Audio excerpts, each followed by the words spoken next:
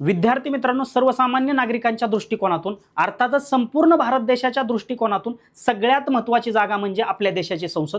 कारण आपल्या देशाचा संपूर्ण राज्यकारभार हा ज्या ठिकाणाहून चालतो त्याला संसद म्हणतात. कारण आपल्या देशाच्या सर्वसामान्य नागरिकांच्या दृष्टीचे जे जे महत्त्वाचे निर्णय आहेत त्या संसदेत बसून घेतले जातात. म्हणून सर्वसामान्य लोकांच्या हिताच्या दृष्टीने संसद का महत्त्वाची आहे ते आपण या व्हिडिओच्या माध्यमातून बघणार आहोत.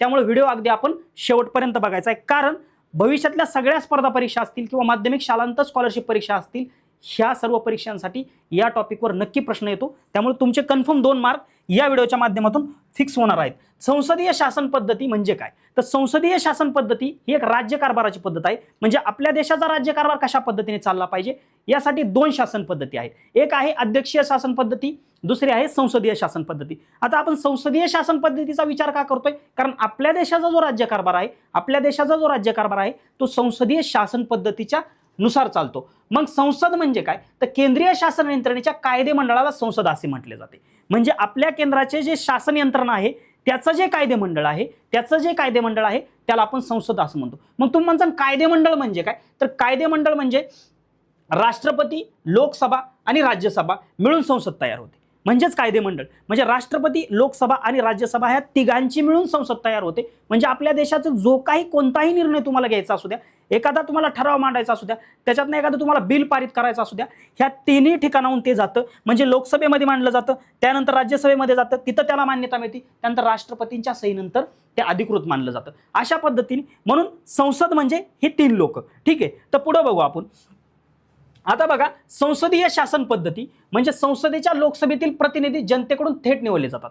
म्हणजे संसदेमध्ये तुम्हाला काय सांगितलं? संसदेमध्ये तुम्हाला सांगितलं लोकसभा आहे, राज्यसभा आहे आणि राष्ट्रपती आहे. त्याच्यात संसदेमध्ये लोकसभा महत्वाची का? कारण संसदेच्या जी लोकसभा आहे, लोकसभेतील जे प्रतिनिधी आहे ते जनतेकडून थेट निवडले जातात. मग तुम्हाला माहिती आहे दर 5 वर्षांनी आपल्या इथं लोकसभेच्या म्हणजेच खासदारकीच्या निवडणुका होतात. आणि त्या ठिकाणी जे आपण सदस्य निवडून देतो यांची संख्या निश्चित असते. मग ती संख्या किती आहे? संपूर्ण देशाचा तुम्ही जर विचार केला तर सध्या स्थितीत लोकसभेतील सदस्यांची संख्या किती आहे? 543 आहे. मग सर्वात कमी संख्या कोणत्या राज्याची आहे? म्हणजे संपूर्ण तुम्ही जर अख्ख्या देशातील राज्यांची विचार केला तर खासदारांची संख्या किती आहे? 543. 543 म्हणजे काय? लोकसभेतील सर्व सदस्यांची संख्या आहे. ठीक आहे, म्हणजे एकूण खासदार किती आहेत लोकसभेमध्ये? 543 आहे. मग सर्वात कमी संख्या कोणत्या राज्याची आहे? सिक्कीम, 1 सदस्य आहे. त्यानंतर सर्वात जास्त सदस्य म्हणजे सर्वात जास्त खासदार कोणत्या राज्याचे आहेत? उत्तर प्रदेश, 80 सदस्य आहेत. आपल्या महाराष्ट्र राज्याचे किती सदस्य आहेत? आपल्या महाराष्ट्र राज्यातून 48 खासदार आपण निवडून देतो. 48 लोकसभा मतदारसंघातनं आपण 48 खासदार म्हणजे 48 सदस्य आपण आपल्या देशाच्या संसदेतील लोकसभेत पाठवतो. कशासाठी पाठवतो? कारण आपल्या देशाचे जे महत्त्वाचे निर्णय घेतले जातात ते संसदेतून घेतले जातात. म्हणजे आपण जे खासदार निवडून देतो त्याला किती महत्त्व आहे. एक गोष्ट क्लिअर झाली तुमची. गोष्ट काय क्लिअर झाली? की आपल्या देशाचा राज्यकारभार संसदीय शासन पद्धतीनुसार होतो. मग संसदीय शासन पद्धतीनुसार होतो तर संसद म्हणजे काय? संसद म्हणजे लोकसभा, राज्यसभा आणि राष्ट्रपती. त्यापैकी लोकसभा महत्वाची का? कारण लोकसभेमधले जे सदस्य आहेत ते आपण थेट जनतेकडून निवडून देतो. तसे त्यांची दर 5 वर्षांनी निश्चित कालावधीनंतर निवडणूक होते. मग तुम्ही म्हणसाल सर कमी संख्या सिक्कीममध्ये आहे खासदारांची, उत्तर प्रदेशमध्ये जास्त आहे, 80 आहे, महाराष्ट्रात 48 आहे. हे कसं असतं? ते आपल्या राज्याच्या लोकसंख्येनुसार असतं. म्हणजे ज्या राज्याची लोकसंख्या जास्त साहजिकच तिथले लोकप्रतिनिधी जास्त. सध्या करंटचा विषय आहे, सध्या जो विषय गाजत आहे, गरम आहे, तो म्हणजे की खासदारांची संख्या वाढणार. का वाढणार? कारण सध्या आपली जनगणना चालू आहे. ज्या राज्याची लोकसंख्या जास्त साहजिकच तिथल्या खासदारांची संख्या अजून वाढतील. म्हणजे खासदारांची संख्या ही निश्चित होते, लोकसभेतील सदस्यांची संख्या जी निश्चित होते ती त्या राज्याच्या लोकसंख्येनुसार निश्चित होते. राज्यसभेचे राज्याचे प्रतिनिधी असतात, पण लोकसभेतील सदस्य हे लोकांचे प्रतिनिधी असतात. ठीक आहे, पुढे बघू आपण.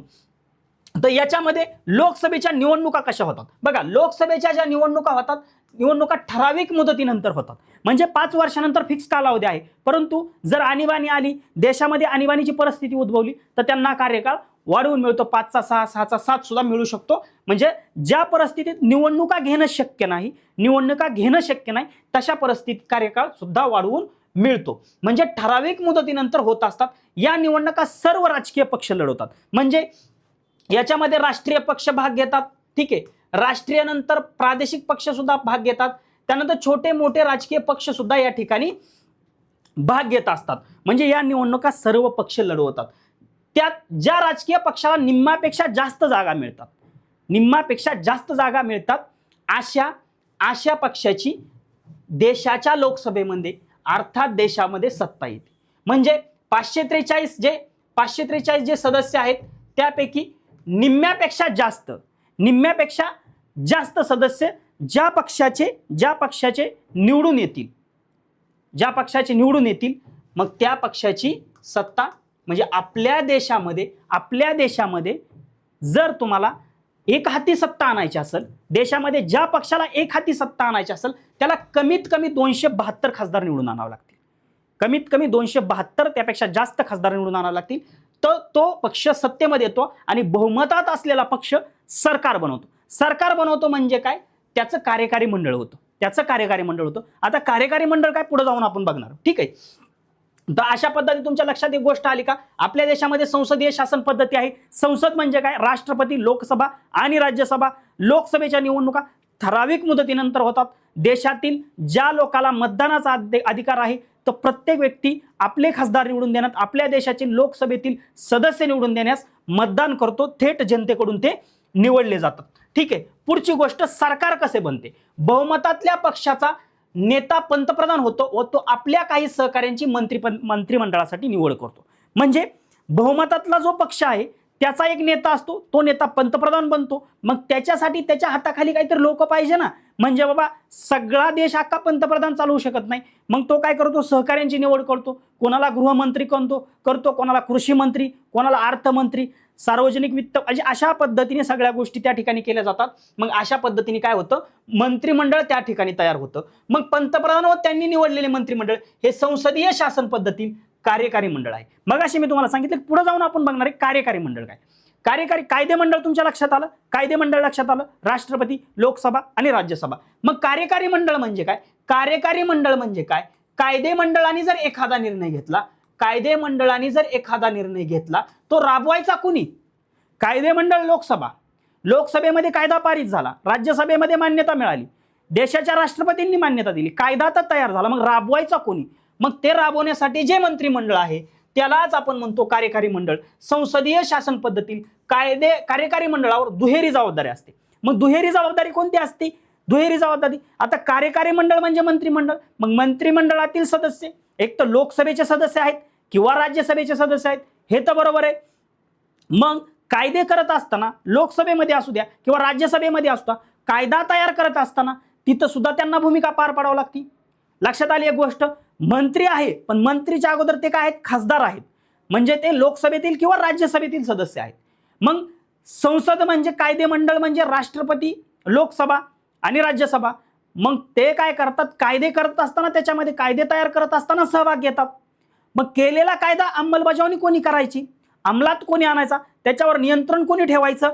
मग याच्यासाठी ते कार्यकारी मंडळाची सुद्धा जबाबदारी पार पडतात. म्हणून कार्यकारी मंडळ म्हणून त्यांना कायद्यांची अंमलबजावणी करावी लागते. कोणाला, मंत्रिमंडळातील सदस्यांना.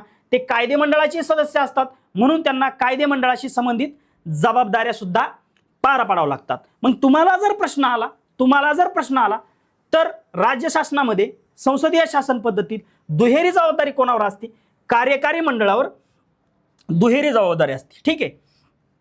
पुढे बघू, सामूहिक जबाबदारी. आता दुहेरी जबाबदारी कोणावर, कार्यकारी मंडळावर. कशी, कारण लोकसभेतील सदस्य असतील, राज्यसभेतील सदस्य असतील तर कायदा तयार करत असताना तिथे बेंच वाजवतात, आम्हाला मान्य आहे, कायदा तयार करतात. मग केलेला कायदा मंत्री बी असतात, त्यापैकी काही मंत्री बी असतील, तो कायदा पण राबवतात. म्हणजेच दुहेरी जबाबदारी पार पाडतात. आता सामूहिक जबाबदारी काय असते, ही संसदीय शासन पद्धतीचं आणखी एक खास वैशिष्ट्य आहे. म्हणजे एखाद्या खात्याचा निर्णय हा राज्याचा निर्णय मानला जातो. म्हणजे उद्या जर कृषी मंत्री उठले, उद्या जर बांधकाम मंत्री उठले आणि त्यांनी सांगितलं मी असा निर्णय घेतला, तर मंत्रिमंडळातील इतर सहकारी म्हणू शकत नाहीत की तो आमचा निर्णय आहे, त्याच्या एकट्याचा निर्णय.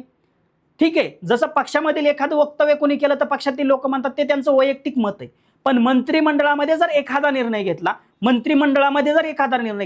कार्यकारी मंडळातील एखाद्या सदस्यांनी एखादा निर्णय घेतला तर तो निर्णय सर्व मंत्रिमंडळाचा मानला जातो, अर्थात राज्याचा निर्णय मानला जातो. या निर्णयाची जबाबदारी संपूर्ण मंत्रिमंडळाची असते. मग गृहमंत्र्यांनी निर्णय घेऊ द्या, कृषी मंत्र्यांनी निर्णय घेऊ द्या, अर्थमंत्र्यांनी निर्णय घेऊ द्या, ती जबाबदारी संपूर्ण मंत्रिमंडळाची आहे. ठीक आहे, अशा पद्धतीने काय झाली, सामूहिक जबाबदारी हे एक संसदीय शासन पद्धतीचे खास वैशिष्ट्य आहे. ठीक आहे, पुढे बघू. सरकार मनमानी कारभार करू शकते का? आता तुमच्या मनामध्ये हे शंका येऊ शकते, सर सरकार चालू आहे पण सरकार मनमानी निर्णय घेऊ शकतं का? म्हणजे कोणाच्याच बापाला भीत नाही असं निर्णय घेऊ शकतं का? तर अजिबात नाही. पण त्याच्यासाठी काय आहे, म्हणून तर सगळे सदस्य कायदे मंडळातील सदस्य आहेत ना. बघा, संसदीय शासन पद्धतीत कार्यकारी मंडळ हे कायदे मंडळाच्या विश्वासावर अवलंबून असतं, पण कोणाच्या? लोकसभेतील सदस्यांच्या. कारण जे सरकार जे निवडून येतं ना, सरकार हे कोणातील खासदारांच्या? लोकसभेतील खासदार 272 खासदारांचा पाठिंबा आहे म्हणून निवडून येतं. परंतु याच्यापैकी एखादा मंत्री, गृहमंत्री उद्या एखादा निर्णय चुकीचा घ्यायला लागला, पंतप्रधान सुद्धा एखादा निर्णय चुकीचा घ्यायला लागला आणि कायदे मंडळा म्हणजे लोकसभेतील सदस्यांना वाटलं की आपल्या देशाचे मंत्री, आपल्या देशाचे प्रधानमंत्री लोकांच्या हिताचे निर्णय घेत नाहीत, लोकशाहीवर गदा आणण्याचे निर्णय घेत आहेत, लोकांचं त्याच्यामध्ये प्रचंड नुकसान होत आहे. अशा पद्धतीमध्ये म्हणजे कायदे मंडळ म्हणजे लोकसभा ही मंत्रिमंडळावर अर्थात सरकारवर अविश्वास ठराव आणू शकते. अविश्वास ठराव म्हणजे काय? शक्यतो अविश्वास ठराव हा लोकसभेतील विरोधी पक्ष नेत्याच्या मार्फत आणला जातो, पण कोणताही सदस्य आणू शकतो. पण अविश्वास ठराव आणण्यापूर्वी त्या व्यक्तीकडे किंवा विरोधी पक्ष नेत्याकडे 50 खासदारांचा पाठिंबा असणं आवश्यक आहे. किती खासदारांचा?